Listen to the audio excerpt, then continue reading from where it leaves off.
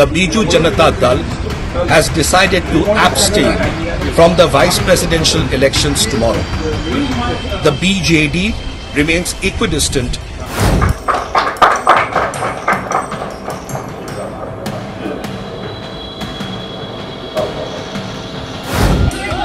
कुछ नहीं है, एक घटिया मानसिकता का आदमी बहरहाल सारा विधानसभा में आ गया है।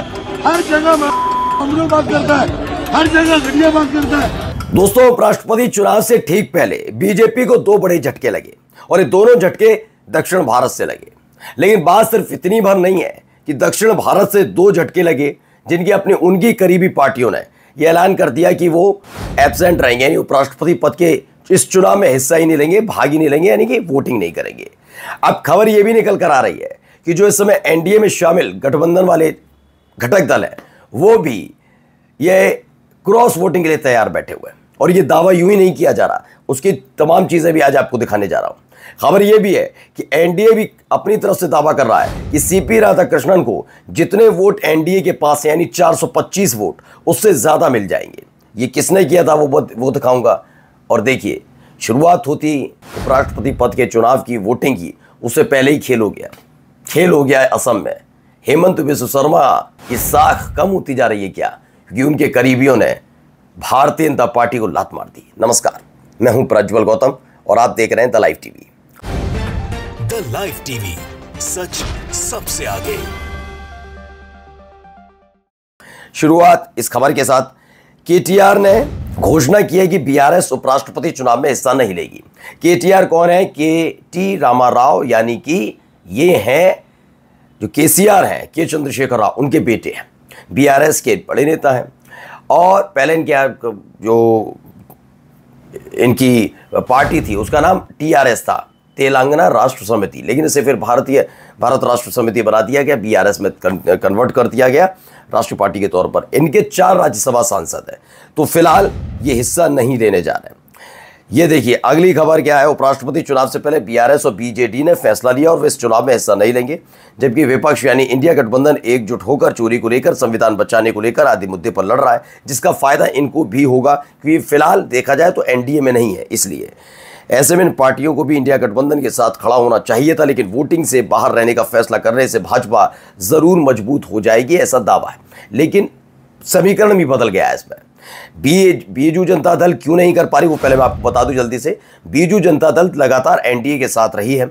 अगर एनडीए के साथ भी नहीं रही कभी, मैं अटल अडवाणी के समय से बता रहा हूं, मोदी शाह अटल अडवाणी के समय से, या तो बीजू जनता दल एनडीए के साथ रही और एनडीए के साथ नहीं भी रही, यानी बीजेपी के साथ नहीं भी रही, फिर भी इसने बीजेपी सरकार की तरफ से, चाहे वो केंद्र में अटल जी की सरकार रही हो या फिर ये मोदी की सरकार, इन दोनों की सरकार में यह है कि कोई भी विधेयक आता है तो समर्थन हमेशा बीजू जनता दल ने किया है।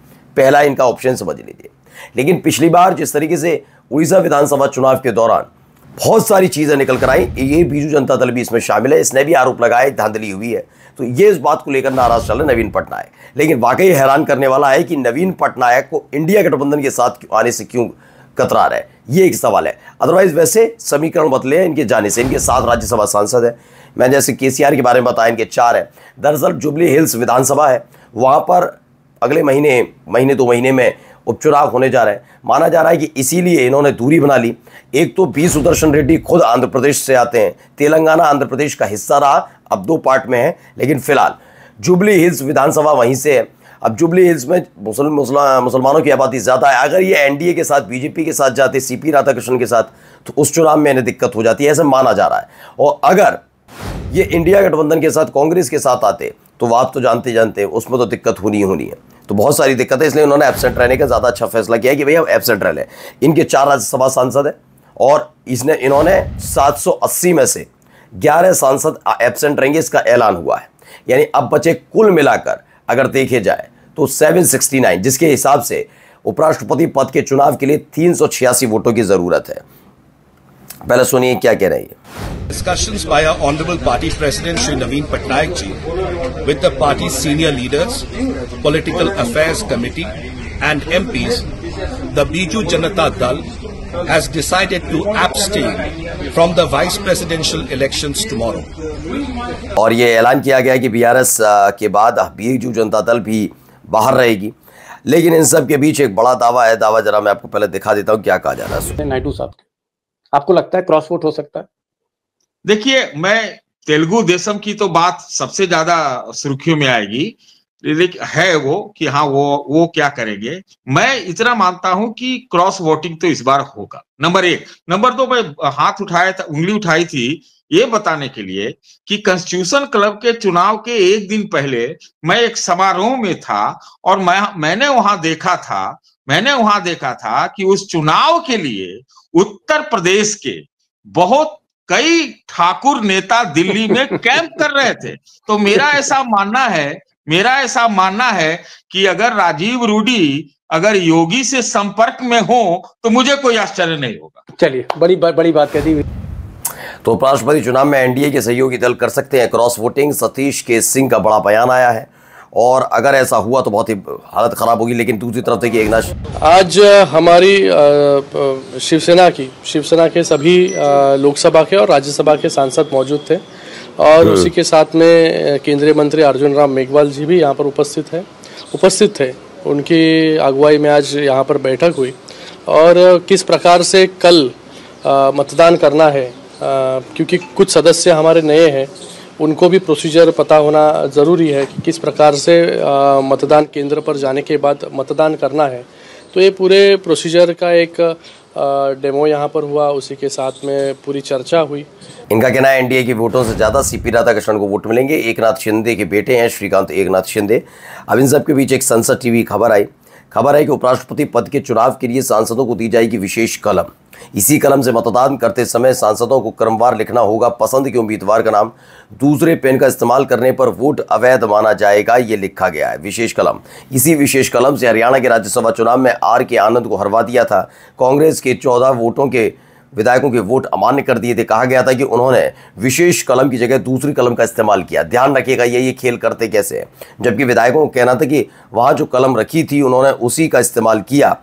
कांग्रेस समर्थित प्रत्याशी आर के आनंद ने आरोप लगाया था कि कलम बदल दी गई थी। ये सोचिए क्या क्या काम करते हैं, क्या क्या खेल करते हैं।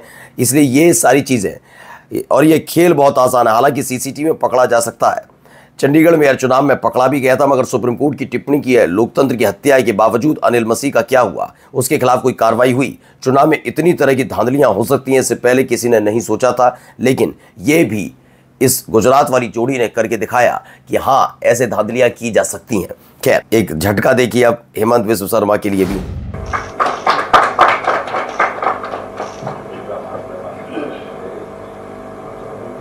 तो खबर है कि असम में बीजेपी को झटका लगा है। हेमंता के 3 करीबी सहयोगी हैं और पूर्व विधायक कांग्रेस में शामिल हुए हैं। Gaurav Gogoi step by step Himanta की पॉलिटिक्स को डिसमेंटल कर रहा है, एकदम फिल्मी अंदाज में ये कहा जा रहा है। लेकिन मुझे मानना है कि अभी टाइम थोड़ा लगेगा, लेकिन जल्दी, क्योंकि अब जिस तरह की राजनीति हेमंत विश्व शर्मा कर रहा है उस तरह की राजनीति का जहाँ तक मेरा मानना है एक टाइम तक लोगों ने पसंद किया। इसलिए आप देखिए मोदी जी का जो स्तर था कहाँ था और आज कहाँ खड़े नजर आते हैं। एक वक्त में उनके नारे और जपे जाते तो उनका नाम जपा जाता था। आज कोई मुझे लगता है कि बहुत बड़ा एक ऐसा वर्ग है जो वाकई नाम सुनना भी पसंद नहीं करता। ये यकीन बात है, गुस्से में रहते हैं लोग उनके नाम को। ऐसे हेमंत विश्व शर्मा की जो पॉलिटिक्स है वो एक दायरे तक ठीक लगती थी, लेकिन उनकी वजह से बहुत सारी चीज़ें असम के लोग उतने खुश नज़र नहीं आ रहे और वो भी धीरे धीरे पानी उतरने लगा है। असम के पूर्व बीजेपी के 2 पूर्व विधायक और 1 एजीपी के पूर्व विधायक कांग्रेस में शामिल हुए हैं। तो ये बड़ी खबर है। इसके साथ देखिए खबर एक और निकल कर आई सामने। यहाँ क्या गाली गलौच हो रही है, इनको देखिए, तमीज देखिएगा इनको। देखिए कुछ नहीं है, एक घटिया मानसिकता का आदमी महराज सारा विधानसभा में आ गया है। हर जगह बात करता है, हर जगह घटिया बात करता है। और आज हमने उनको कहा था अपनी, तो सोचिए ये बीजेपी के नेता है, ये बीजेपी के विधायक हैं। कहाँ से नहीं साल जहाँ से पैदा हुआ वहीं ठोक देंगे इसको वापस। नहीं साल जहाँ से पैदा हुआ वहीं ठोक देंगे इसको वापस। कश्मीर में किसी एक समुदाय विशेष को गाली दे देंगे, ये समझा नहीं साल जहाँ से पैदा हुआ वहीं ठोक देंगे इसको वापस। तो कौन है बीजेपी के नेता है? वैन ये बीजेपी के हिंदू एमएलए हैं, ऐसा दावा है। जम्मू कश्मीर से कितने अच्छी लैंग्वेज का इस्तेमाल कर रहे हैं। महराज मलिक के परिवार के लिए, उनके परिवार के लिए गंदे गंदे शब्दों का इस्तेमाल किया जा रहा है और ये आदमी अपने आप को विधायक कहता है।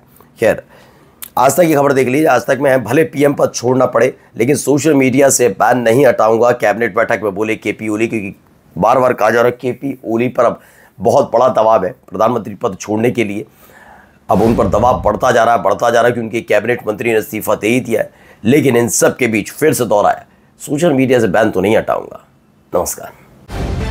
द लाइव टीवी, सच सबसे आगे।